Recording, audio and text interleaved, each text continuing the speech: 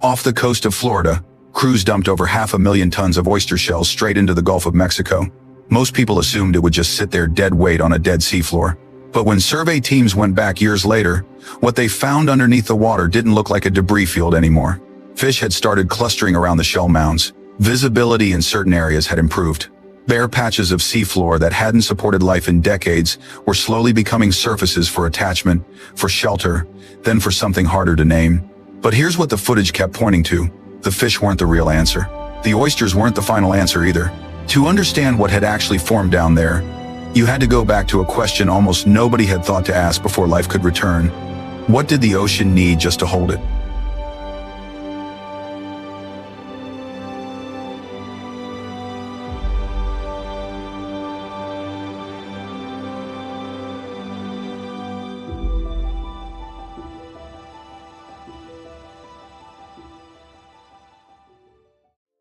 The fish showed up first. Years after the last barge made its run off the Florida Gulf Coast, survey teams began documenting something that wasn't in anyone's model. Schools of fish species that hadn't been reliably spotted in those stretches of water for years were holding position around the shell mounds. Not passing through, just holding. The easy read was obvious. Oyster shells went in, fish came back, story told. But that reading skips the most important part of what actually happened. A fish doesn't appear somewhere because there's a pile of shells. A fish appears somewhere because the conditions that allow a fish to survive are already in place. Before that fish showed up, something smaller had to eat. Before that something smaller could eat, there had to be something to feed on. And before any of that was possible, there had to be a surface, a fixed, stable surface where the chain could begin. The fish were visible. The fish were not the point. NOAA Fisheries classifies oyster reef habitat as one of the most productive coastal ecosystems in the Gulf region, critical not just for fish, but for blue crab, shrimp, and dozens of bottom-dwelling species that underpin the wider food web. The reef isn't simply a place where these animals congregate. It's a structure that makes their presence possible in the first place. And here's the number that changes how you think about all of it. A single adult oyster can filter somewhere between 20 and 50 gallons of water per day. Not the reef as a whole, one oyster. When you start multiplying that across thousands of animals attached to a few acres of reclaimed shell bottom, you're no longer looking at a biological curiosity. You're looking at a system that's actively changing the chemistry and clarity of the water around it. That matters because water clarity determines what can grow. What can grow determines what can hide. What can hide determines what survives long enough to reproduce. The fish aren't the cause. They're the downstream signal of something that had already shifted far below them. So the question worth asking isn't where the fish came from. The question is, what changed on that seafloor before the fish had any reason to stay? To answer that, you have to stop looking at the fish entirely. You have to look at the gaps between the shells. Think about a seed landing on a pane of glass. It doesn't matter how fertile that seed is. It doesn't matter how much water falls on it or how good the light is. If the surface beneath it offers nothing to grip, nothing to catch it in place long enough for a root to form, it moves on, or it dies where it lands. Oyster larvae work the same way. They don't swim toward a destination. They drift. They're carried by currents through open water until they find something to hold onto a rough edge, a hard surface, a crack in something solid. If they find it, they settle. They grow. They become the next layer of the reef. If they don't find it, they keep drifting until the window closes. For decades, across Florida's estuaries and coastal shallows, that window was closing on an empty room. According to the Florida Fish and Wildlife Conservation Commission, many of Florida's estuaries had lost somewhere between 80 and 90% of their historic oyster reef coverage by the time serious restoration efforts began. That number is worth sitting with. If a seafloor that once had 10 anchoring points for life now has 1 or 2, the math changes completely. Not just for oysters, for everything that depends on the structure oysters create. This is the part of the story that tends to get skipped over. When people talk about reef loss, they usually mean biological loss. Fewer oysters, fewer fish, fewer species. That's true, and it matters. But underneath the biology, there's something more fundamental that disappears first. The shape of the seafloor, the texture of it, the roughness, the edges, the small vertical rises and horizontal overhangs that give drifting larvae something to hold, that give small animals somewhere to shelter, that interrupt the flat, a featureless expanse of soft sediment that a degraded seafloor becomes. Old oyster reefs weren't just habitats. They were physical structures, hard surfaces layered over decades, jagged edges, narrow gaps between shells, low-profile ridges rising just enough off the bottom to change how water moved across them. When those structures disappeared through overharvest, through sedimentation, through coastal development that altered water quality and flow, the estuary didn't just lose its oysters. It lost the underlying shape that made it possible for oysters, and most of what came with them, to exist at all. What remained was water, currents, nutrients, larvae passing through. All the raw ingredients of a living system, with no frame to hold them in place. That's the real bottleneck. Not a lack of biological material, a lack of somewhere for biological material to stay. What Florida put back into that Gulf water wasn't a reef. Not yet. It was shape, surface. The rough, irregular, hard substrate that a degraded seafloor no longer had. Something for a larva to catch on. Something for a current to break against. Something small enough to overlook and significant enough to change everything that came after it. The ocean hadn't run out of life. It had run out of places for life to hold on. So now we can come back to the number that started this story. More than 500,000 tons of oyster shells dropped into Gulf waters off the Florida coast. That figure gets repeated a lot. It sounds significant. It is significant, but not for the reason most people assume. The weight isn't the point. The surface area is. On land, an oyster shell is waste. It comes out of a steam pot, off a processing line, pried from a plate at a restaurant table. Florida DEP's shell recycling partnerships, pulling material from restaurants in Escambia County, Santa Rosa County, and dozens of other locations across the state were, in the most literal sense, running a collection operation for something the food industry was throwing away. The shells had no value where they were. They were headed to landfills. But move that same shell 20 miles offshore and set it on a bare stretch of Gulf seafloor, and the object doesn't change. What changes is what it means in that environment. On a featureless sandy bottom, an oyster shell is the only hard surface for a considerable distance in any direction. It has edges. It has curves. It has small ridges and a slightly raised profile off the sediment. For a larva drifting through open water with no place to settle, it is the difference between surviving and not. The shell itself is dead. That's the part that's easy to miss. The shells Florida dropped into the Gulf were not living oysters. They were calcium carbonate structures, the mineral remains of animals that were already gone. They carried no biology of their own. They weren't seeded with anything. They were just hard surfaces in a place that had almost none left. And that was enough to start the chain. A young oyster settles onto the shell. It grows. It feeds by pulling water through its body, filtering out particles, clearing suspended material, and according to NOAA, processing somewhere between 20 and 50 gallons of water per day under favorable conditions. When that oyster dies, it doesn't disappear. It leaves its own shell behind. The next generation settles on top of it. The layer grows thicker. The structure becomes more complex. More surfaces, more gaps, more edges. Florida DEP's approach, partnering with restaurants in Escambia County and Santa Rosa County to recycle shells before they reach landfills, then returning that material to reef sites, wasn't designing a finished habitat. It was positioning the first piece so the rest of the sequence could run on its own. Think of it less like construction and more like resetting a row of dominoes that had been knocked flat. The shells weren't the finished structure. They were the first piece set back upright. And once that piece was standing in the right place, it created the conditions for the next one to fall into position, then the next, and the next. Young oysters. Then the organisms that shelter among them. Then the small fish that follow the food. Then the clarity that comes when thousands of filtering animals begin working on the same column of water day after day. 500,000 tons didn't matter because of its mass.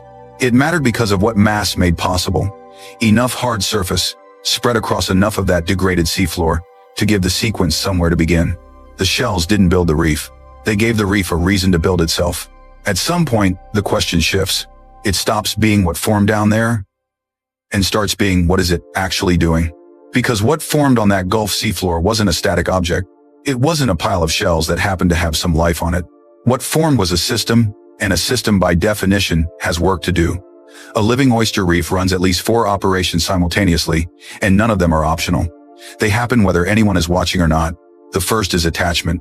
The rough, irregular surface of layered shells gives oyster larvae and dozens of other small organisms the only foothold available on an otherwise featureless bottom. Without that surface, they drift past. With it, they settle, and the reef adds another layer to itself. The second is shelter.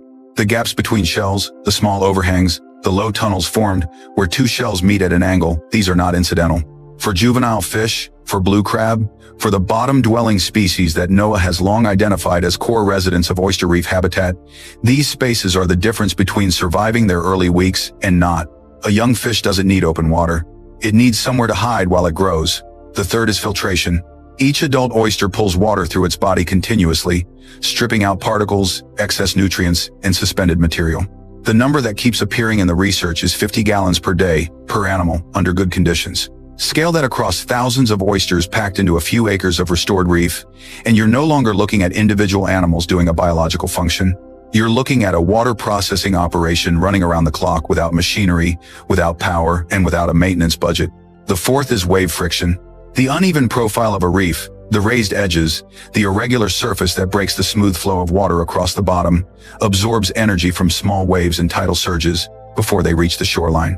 It doesn't stop large storms, but it slows the ordinary, daily erosion that gradually pulls coastline apart over years and decades. 4 functions. 1 structure, running at the same time.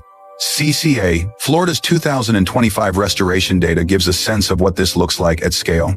Across their work, 38 oyster reefs had been restored, more than 5 miles of coastline covered, around 156 tons of recycled shell material deployed. But the way to read those numbers isn't in tons or miles. The way to read them is in the number of locations where all 4 of those functions are now operating simultaneously, without ongoing intervention, where before there was bare sand. Think of it less like a construction project and more like a marketplace that opened for business. A reef has zones. There are surfaces where things attach, gaps where things shelter, columns of water that move through living filters all day long, currents that slow down when they hit structure instead of sliding over flat sediment. Everything happening in the same space, at the same time, for different reasons, for different residents. The shells didn't just sit there, they got to work. And the most significant part of that work is that it compounds. The reef doesn't stay fixed at whatever size it started. Oysters grow, they die, they leave their shells behind. The next generation settles on top. The structure gets thicker, more complex, harder to dislodge. More gaps, more surface, more filtration, more shelter. The system doesn't need to be maintained because the system is maintaining itself. That's not a reef. That's a machine that builds itself while it runs. Here's a useful way to think about what happened off the Florida Gulf Coast and why it matters beyond Florida. Consider what a concrete seawall actually does. It stands in one place. It blocks wave energy from reaching the land behind it. That's the full scope of its function. It doesn't filter anything. It doesn't provide shelter for anything. It doesn't grow, reproduce, or repair itself. When it cracks, it waits for a crew and a budget to come fix it. When it degrades past a certain point, it gets replaced. The structure is inert. Its job is singular. And the moment human maintenance stops, so does everything the structure was doing. Now consider what the reef that formed off that Gulf seafloor actually does. It filters water. It shelters juvenile fish and blue crab. It creates surfaces for the next generation of oysters to settle and grow. It absorbs small wave energy through sheer surface friction. It accumulates each generation, leaving material for the next. And critically, it does all of this at the same time, without machinery, without power, and without a maintenance schedule. That's not a minor distinction. That's a fundamentally different category of coastal infrastructure. In 2024, NOAA announced $5 million in new funding to expand oyster shell recycling and reef restoration along the Gulf Coast. That number is significant not just for what it signals about federal confidence in the approach, but for what it implies about the math. When a living system does multiple jobs simultaneously, water quality, habitat, coastal protection, self-renewal, the cost per function equation looks very different than it does for a structure built to do one thing. Louisiana offers a concrete example of what this looks like at scale. A single restoration project there deployed 18 barges to rebuild roughly 18 acres of reef. Nearly 1 barge per acre of living infrastructure placed back into the water. Those 18 acres don't just sit there. They filter, they shelter, they grow, they leave behind material for the next layer. This is the comparison that matters. A concrete structure depreciates from the day it's built. A living reef, given the right starting conditions, can appreciate. It can become more complex, more productive, and more resilient over time, not because anyone is maintaining it, but because the system itself is generating the conditions for its own continuation. What Florida, and the Gulf Coast more broadly, demonstrated is that the intervention doesn't have to be permanent to produce a permanent result. You don't need to keep adding shells indefinitely. You need to add enough shells, in the right places, to give the system the foothold it needs to take over from there. The shells go in. The reef builds itself. And if the conditions hold, the reef that exists 10 years from now will be larger and more structurally complex than the reef that existed after year 1, without any additional human input required. That's not conservation in the traditional sense. That's a different way of thinking about what infrastructure can be. Florida is not the only place that lost its seafloor structure. And what happened off the Gulf Coast is not the only place where people are trying to put it back. Consider what sat beneath New York Harbor before the city became what it is today. Not the gray water people picture when they think of the Hudson. Something else entirely. Roughly 220,000 acres of oyster reef, one of the densest concentrations of living reef habitat on the eastern seaboard. It filtered the harbor. It structured the seafloor. It supported the fish populations that fed the city before the city became a city. By the 20th century, essentially all of it was gone. Overharvesting, industrial runoff, and shoreline development had removed the structure the same way it had been removed from Florida's estuaries, not all at once, but steadily, until the bottom was flat and the water was turbid, and what had once been a productive, self-sustaining system was just a harbor with boats on it. The Billion Oyster Project is the effort to address that loss.